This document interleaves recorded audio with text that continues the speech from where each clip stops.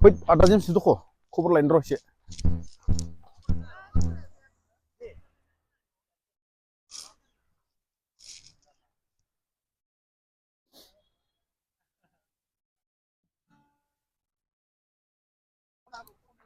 ओइ आदा जेमस दख' मा खबर आदा मा कमला फानलायनाय जाखो दोङोलै फंबाय मा खालामनो माबायदि बिक्रिफोरा ओरैनो फंबाय जोब्बाय लास्ट मा खालामनो फंबाय गोबां साख्रि नागिरबाय गोबां खारबाय नाजाबाय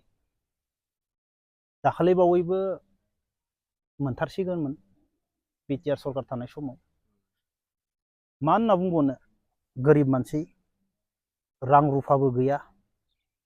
सोरबा गिदिर गोलाव मानसि सिनाय हानाय सोरजोंबा रायलायनोबो जेबो गैया रिटेनावबो पास जायो खारनायावबो पास जायो एक्सिलेन्ट नाथाय भाइबा लाना होयो भाइबा लानायनि उनाव रिजाल्टआनो सानसेबो फैया दाखालि बावैबो मोनथारगोन सानदोंमोन नाथाय उपाय गैया फंबाय दा मा खालामनो साख्रिखौल' सानबाय थाबाबो जानाय नङा जोंफोरा आरो गोरिब मानसि रां रुफा गैया गुबुन स्टेटफोराव जों आगोलनिफ्रायनो खोनानो मोनदों जेब्ला गोदान सरकार जायो फिसा फिसा साख्रिफोराव भाइबा लाया माने मेरिट लिस्टखौनो बरननानै साख्रि होयो खेबसे नङा खेबनै नङा जाय गोरों गथ' बिसोर मोनो दा जोंनियाव फिसा फिसा साख्रियावबो भाइबा लायो फिसा फिसा साख्रियावबो दा जोङो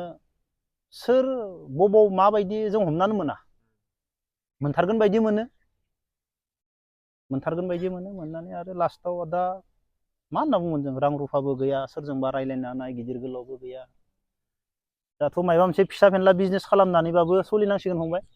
उपाय गैया बेसेबां ओरैनो थास्लायस्लाय सम दा जानुवारि बोथोर फैदो दा जानुवारियाव दसे कमला फाननानै एसे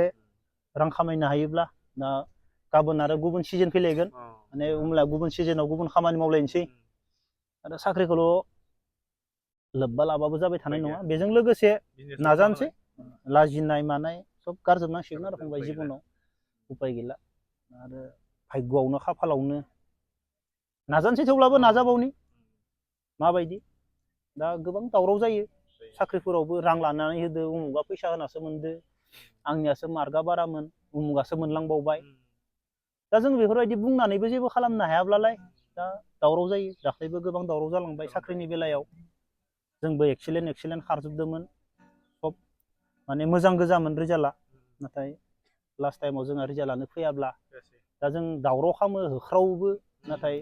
जेबो माबायानो जाया नालाय मोननायनि उनाव मोनलांबायानो आरो दुखु मोनो फंबाय जिबना जोंनाबो गोरिब मानसि आं सानो जों दा गोरिबफोरा आं सानो आरो जों गोरिब मानसिफोरालाय आरो सोरजोंलाय मा थानो माने हानायमानि फिसा फेनला साख्रिफोरावबो माने मोननांगौआ मोनथारनांगौ आरो गोरों गोरों गथ'फोरा गोलैना थानाय गथ'फोरा गोरिब न'खरनि थायो गोबां गोरों गोरों गोरिब न'खरथार जायहा माने क'क्राझारसिम खेबथाम खेबब्रै इन्टारभिउ होनोनो थांनो हाया माने फैसायानो गैया खेबसे थांनायनि उनाव खेबनैखौनो हाया दा जोंनियानो बेफोरबायदि गोजा लोगोफोराबो खेबसे थांनानै खेबनै खेबथाम थांनायालासे जोंहा फैसायानो गैया गोरिबथार दोङो जों मोजां पासबो खालामो नाथाय जोंहा रिजाल्टआनो फैजाया जिबनाव खाफालानो गैया नामा फंबाय उपाय गैया आरो खाफालखौनो गैया होननांसिगोन आरो रिजाल्टआनो फैजायाब्ला लास्टआव बिखा थमद थमद मोनो आरो लोगोफोरा मोनलाङो सोरबा सोरबा मोनलाङो गोसोआवनो माबा जाला आरो दा फंबाय दा जों मोनगोन साख्रि बे मोनसे माने बायलांबाय आरो माने गोसोआ पुरा बायजोबलांबाय खालामाखै नङा बहुत खस्थ' खालामदोंमोन साख्रिनि नामाव मोनगोन खोमा जोंनि जायगायावनो जोंनि सरकार थानायावनो मोनगोन खोमा गोबां नाजादोंमोन फंबाय उपाय गैया फंबाय मा खालामनो जानुवारिनि सिजोन दे फंबाय जोब्बाय फंबाय थांनोसै आंबो नै मोनाबायबो दे फंबाय दे बाखिथ' मोजां फंबाय दे फंबाय दे